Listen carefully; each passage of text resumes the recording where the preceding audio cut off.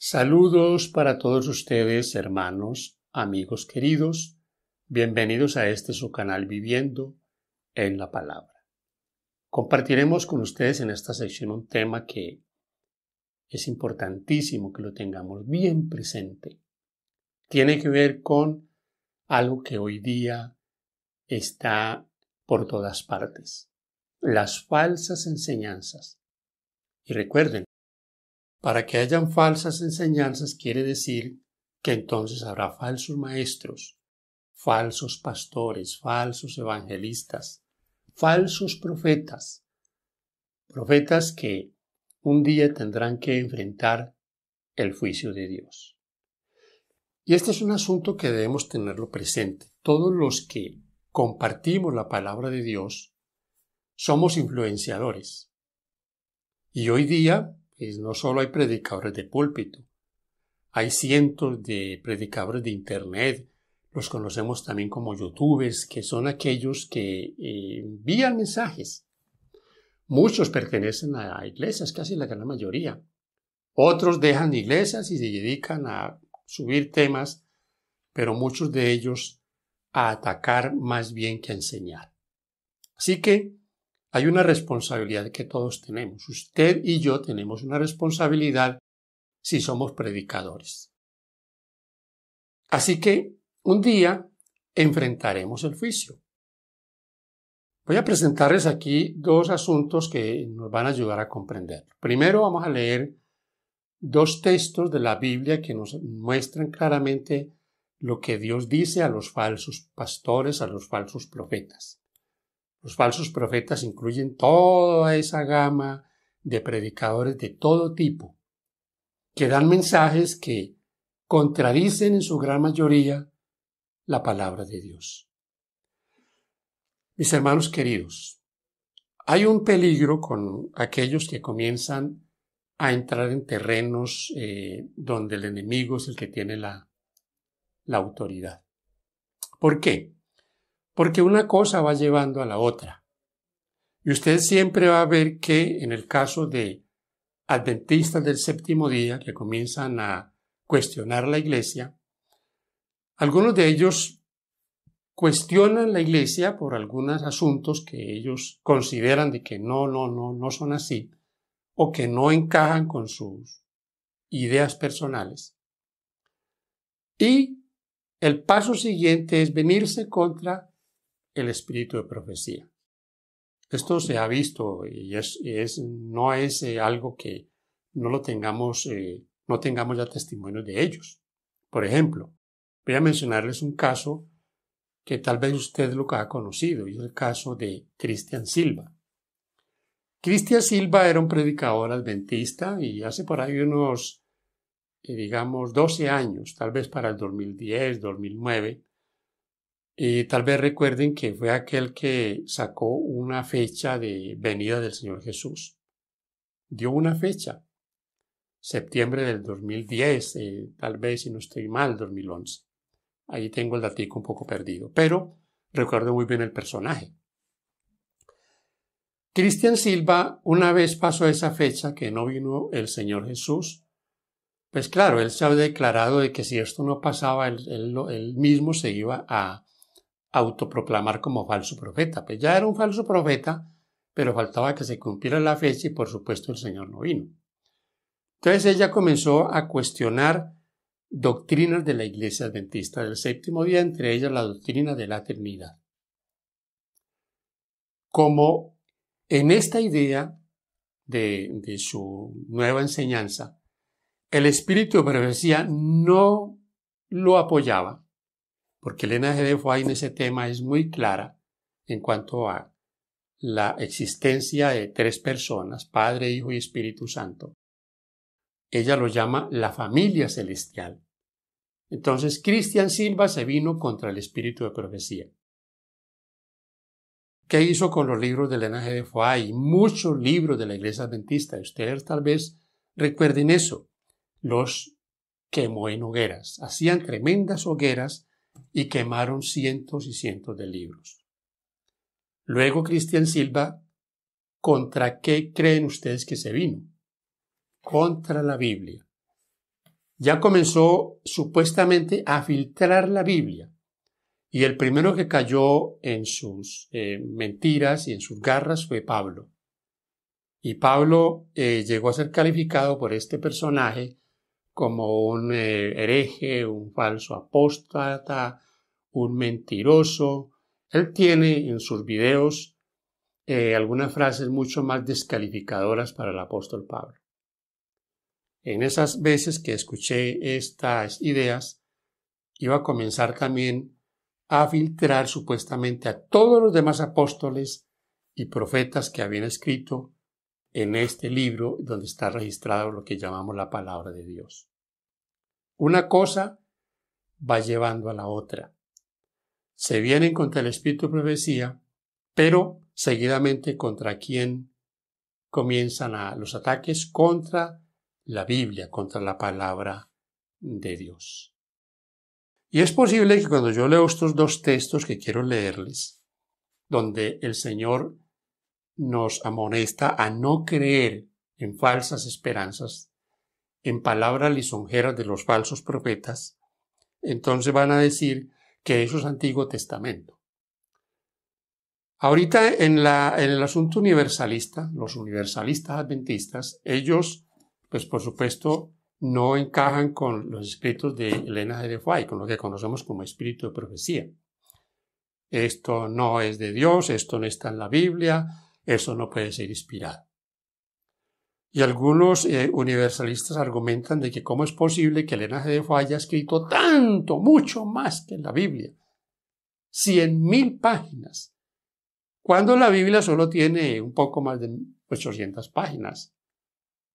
Entonces fíjense que aquí ellos dan la razón de que Elena G. de White y los escritos de Elena G. de White tuvieron que haber tenido una fuerza extrahumana que los dirigió. ¿Cómo es posible que una persona con muy poco estudio, digamos intelectual, llegara a escribir tanto, mis queridos hermanos y amigos? Y haber escrito para todos los temas que los cristianos necesitamos ser ilustrados.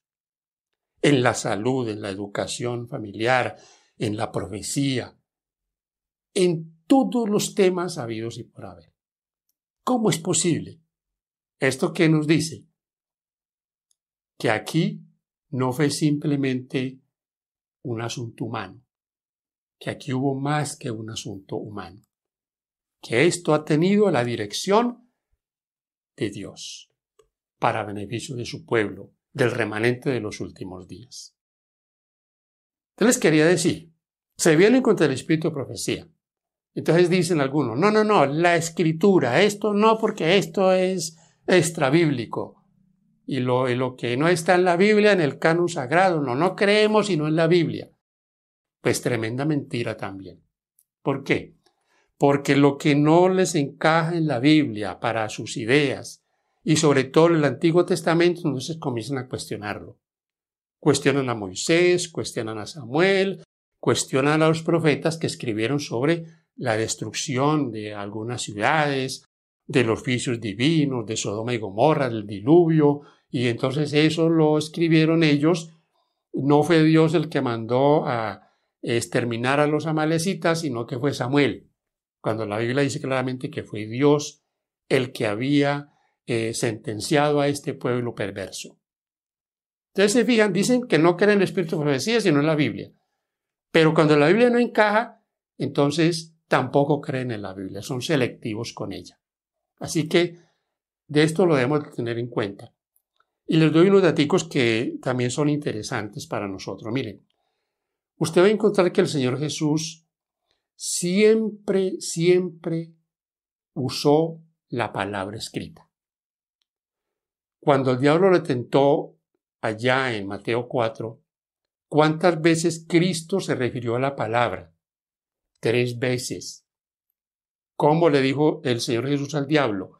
Escrito está. ¿Y dónde estaba escrito? En el Antiguo Testamento. Escrito por esos profetas que, según los universalistas, no conocían el amor de Dios, no sabían que Dios es amor, eran muy cortos de visión en cuanto a Dios y el carácter de Dios. Imagínense acusar a Moisés de que no conocía que Dios era amor. Moisés que estuvo hablando con Dios cara a cara. Eso sí es un asunto ya que raya con tremenda herejía. Ahora, fíjense en que usted va a encontrar que Cristo nunca desautorizó a los profetas del Antiguo Testamento. Al contrario, usó los escritos del Antiguo Testamento fluidamente. Hizo mención de Moisés, habló de Daniel. Allá en Juan 5:39 el Señor les dice a los judíos que ellos escudriñaban las Escrituras porque pensaban que en ellas tenían la vida eterna. ¿A qué Escrituras se refería el Señor? Al Antiguo Testamento. Hay un texto ya en Lucas, en el capítulo 24, el versículo 27, donde se menciona que le dio un estudio a los discípulos camino a Emaús, tremendo estudio. Dice allí que comenzó desde Moisés, se vino por los profetas y les mostraba lo que ellos decían de él. Imagínense ustedes cómo hubiese sido tener ese estudio que Cristo dio a esos dos discípulos camino de Emaús. Cómo les abrió la Escritura. Ellos mismos luego testifican, no ardía nuestro corazón cuando nos abría las Escrituras, cuando nos hablaba de la palabra. ¿A qué palabra? Este Antiguo Testamento que algunos descalifican. Mateo 22:29. Erráis ignorando las Escrituras. Así que mi hermano querido, erramos cuando ignoramos las Escrituras o cuando las queremos usar de una manera selectiva. La misma experiencia nos la afirma el apóstol Pablo en 2 de Timoteo 3:16. Texto bien conocido. Toda la Escritura es inspirada por Dios. Y Pablo se refiere a esa Escritura del Antiguo Testamento. ¿Inspirada por quién? Por Dios. Los dos textos que quiero leerles están aquí en Jeremías 23, los versículos 16 y 17.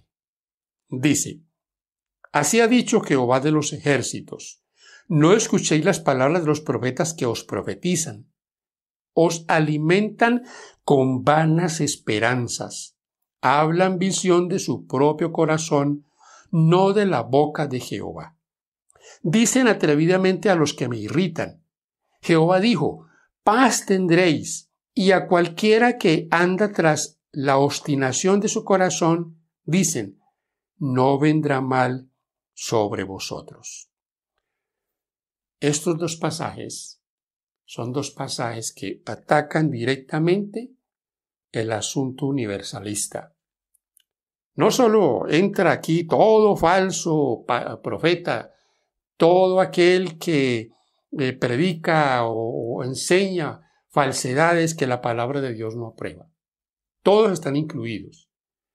Pero fíjense aquí cómo el profeta dice claramente, no escuchéis sus vanas esperanzas. Esperanzas falsas. Hablan de su propio corazón. El versículo 17 dice que atrevidamente a los que me irritan, o sea, atrevidamente a los pecadores, a los que no quieren volverse de sus caminos, dicen, no, tranquilos, no se preocupe, que usted también se va a salvar, no importa lo que usted haga. Eso es lo que dice ahí claramente. Atrevidamente dicen, Jehová dijo que hay paz, que no vas a tener ningún problema. Y a los de obstinado corazón, dice el versículo 17, le dicen, no vendrá mal sobre vosotros. Yo les decía, qué terrible va a ser el día del juicio, estar frente al juicio y haber participado de la perdición de muchas personas. Este es un asunto de vida, de vida o de muerte. Nosotros nos duele ver hoy día cómo se matan personas, el sicariato, las masacres, todo esto. Pero ¿saben ustedes que aquellos que enseñan mentiras están masacrando, están sicariando espiritualmente a otros, llevándolos por un camino erróneo, y un día tendrán que dar cuentas a Dios. Claro, esos que se dejan guiar falsamente también son responsables. Van a reconocer también que fueron engañados porque no fueron diligentes, porque fueron perezosos, porque no iban a la palabra de Dios. Estos deshonran a los bereanos de Hechos 17. Los deshonran porque ellos, como dicen popularmente en Colombia, no tragaban entero. Voy a leer para ustedes, mis hermanos y amigos, un pensamiento del libro Eventos de los Últimos Días. Un párrafo aquí que nos presenta unas escenas que las podríamos nosotros imaginar allá en el futuro. Y les aseguro un futuro no muy lejano. ¿Qué va a pasar con los falsos líderes de hoy? Los falsos pastores. Los que han engañado a otros con mentiras. Los que les han impedido conocer la verdad de Dios en su palabra. Aquí en la página 210 dice lo siguiente. Los miembros de iglesia que han visto la luz y han sido convencidos de su culpabilidad, pero que han confiado la salvación de sus almas a los ministros, aprenderán en el día de Dios que ninguna otra alma puede pagar el rescate por sus transgresiones. Surgirá un terrible clamor. Estoy perdido, eternamente perdido. Habrá quienes sentirán que serían capaces de despedazar a los ministros que han enseñado falsedades y han condenado la verdad. Los que condenaban la verdad y aplaudían la mentira. Sigue diciendo, todos concuerdan para maldecir a los ministros con las más severas condenaciones. Los pastores infieles profetizaron cosas lisonjeras.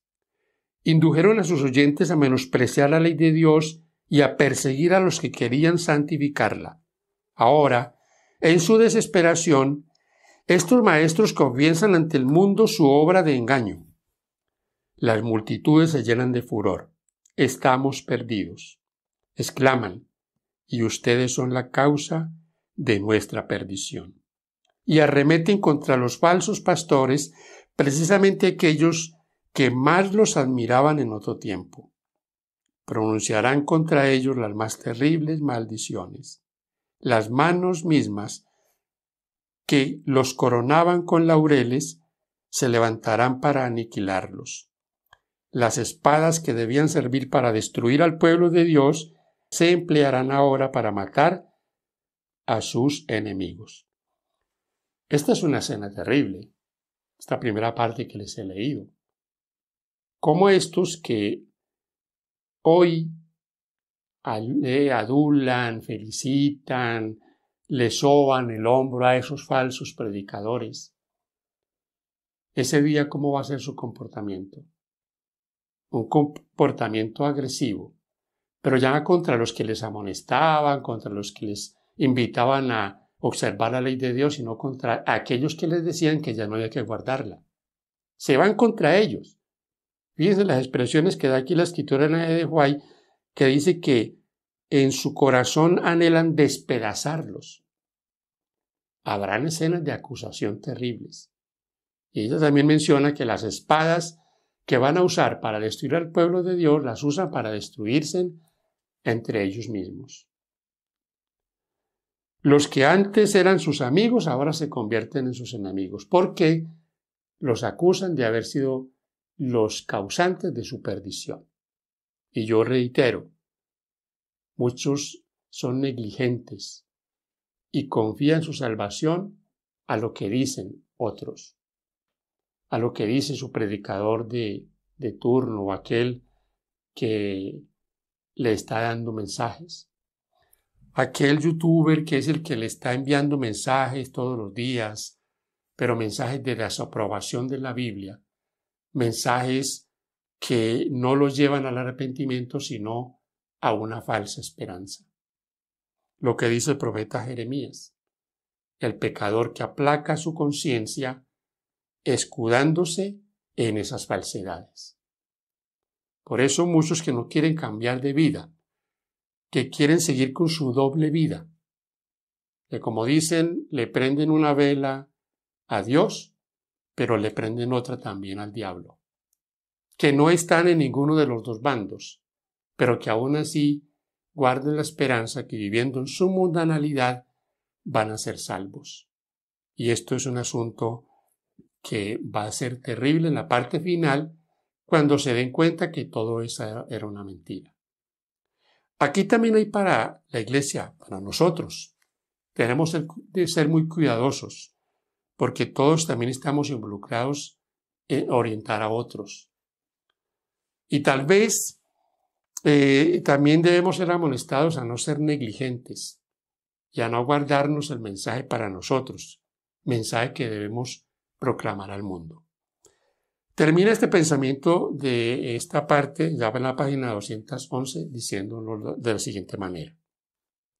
Aquí vemos que la iglesia, el santuario del Señor, era la primera en sentir los golpes de la ira de Dios. Los ancianos, Ezequiel 9:6, aquellos a quienes Dios había bendecido con gran luz, que se habían destacado como guardianes de los intereses espirituales del pueblo, habían traicionado su cometido. Los falsos pastores vuelven a edificar la palabra de Dios.